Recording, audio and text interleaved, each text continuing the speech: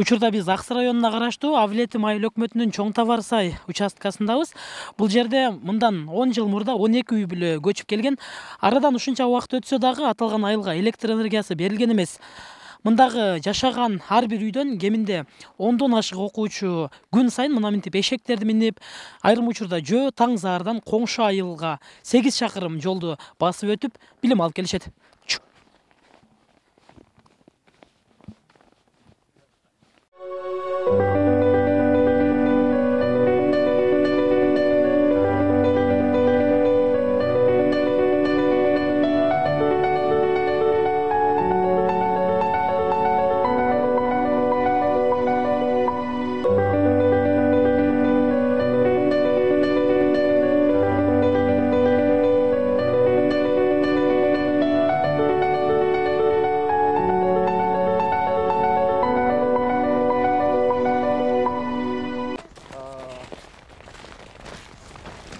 Көптөгөн кыйынчылыктарга учурайбыз. Мисалга алсак, суукта кыйналабыз, ар кандай грипп деген ооруларга чалдыгабыз.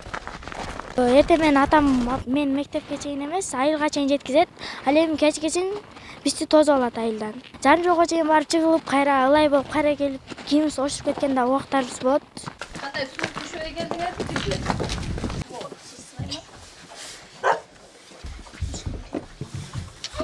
Мен болушунча сабактан эрте келгенге аракет кылам.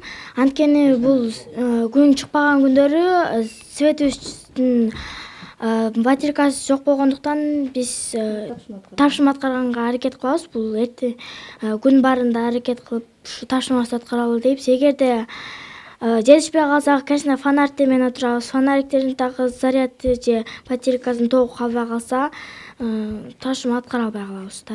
Кийин эртеси күнү мектепке барганда ошол тараптан аткарабыз. Көнүп деле калдык, аябай кыйынчылыктар болот. Окуй албай каласың, көздөр ооруп калат эртеси күнү. Свет келип калса ушул бизге аябай жакшы болот эле. Ушул мектептеги балдарга окшоп биз да ойноп, күлүп дегендей.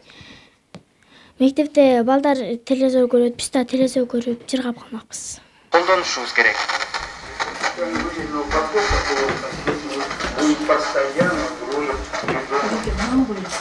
Профессор Муратбек Жамалалиев. Шанхай кызматташтык уюмунун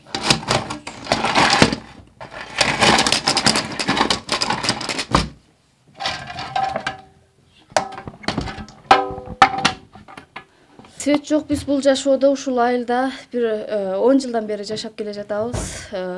Кыйынчылыктар чын эле айыл жерине караганда бир кыйла эле оор. Жашоо шарт, күнүмдүк турмуш деле.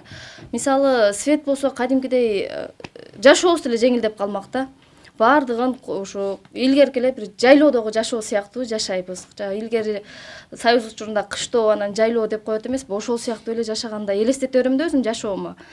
Айрыкча ушу балдардын келечегинде ушундай эстеп кеткенде өзүмө мындай ыңгайсыз абалда сезем да, эне катары. Себеби булардын жаркын келечеги балалык күндөн башталат эмеспи? Булардын балалык күндөрү кандайдыр деңгээлде болсо дагы менимче кыздардын эле айылга барганда айтып келет: апа, баластанды көрүшүптүр, мындай болуптур, акыл ордону көрүптүр, мындай болуптур, мындай окуучулар жеңиптир апа деп. Өздөрүндө кандайдыр бир кызыгуулар пайда болот да балдарда дагычы. Анан өзүмчө отуруп эне катары өзүм да күнөөлүү сезип кетем да. Чын эле ушундай жерге келип балдарды ушундай кылып тарбиялап атабызбы деп ойлоп кетем да.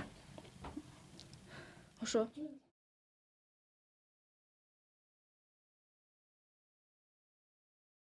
Жумуштарын аткарууда. Эми менин кызматым ушу балдардын эртең менен жылуу жумшак кылып, буттарын монтип кургактап жөнөтүш. Эми жылуураак кийип, күйөөм, жолдошум узатат буларды. Кечинде келишине ушул үйдү ысытып, буларга ысык тамакты даярдап туруш.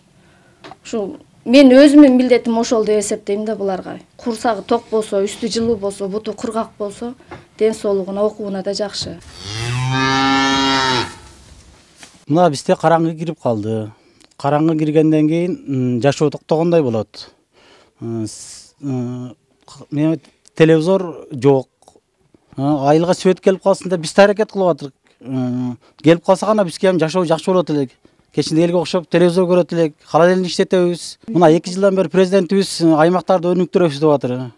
ушундай ушуга окшогон аймактарга свет келип калса, санариптик деп быйыл санариптик жыл депсиңер, биз санариптик эмес свет жок отурсак, биз неге жетише алабыз? Ушу президенттен суранадыр этилем. Ушуга окшогон нерселерди бизге жеткизип койсо, кабарлап свет алып келип койсо, бизге да жашоо жакшы болот эле. Булну ошо 96-жылы Жанчар Усарыкенин убагында ошо көрктөндүрүүгө берилген документтер мына менин колумда турат. Булар 49 жылга мындай документ алышкан. 49 жылга көрктөндүрүү үчүн көк кагазын алып, мунун бергисинде болгон.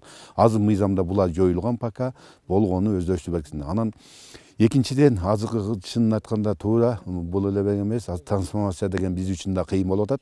Азыр буну трансформациядан чыгармайынча, анан кийин ошону кайтып иш, мисалы үчүн өзүнчө ушеки участкеде план иштеп чыкмайынча, архитектура менен бирдикте, анан кийин бизге да кыйын болуп атат. Биз азыр ушундай жерлер бар экен, трансформацияга документтерин ырастап, райондун деңгээлинде, областтын деңгээлинде почти бүтүп калдык. Анан кийин жогу жактан дагы бул почваны алып, башка кылыш үчүн адистер керек экен, мингологияда мисалы үчүн ошолордо мүмкүнчө байланышып атабыз, алар келсе алар кылсак. Анан бул жакка мен ойлойм, ошо мыйзамдуу түрдө баардык участка болгондо мыйзамдуу негизинде гана келсе. Азыр биягына узунун алганда почти ар жекте өзүңүз да мына көрүп келип атасыз. Ар жекте там салынган почти 5 километр узакта, 5 километр ашык жер.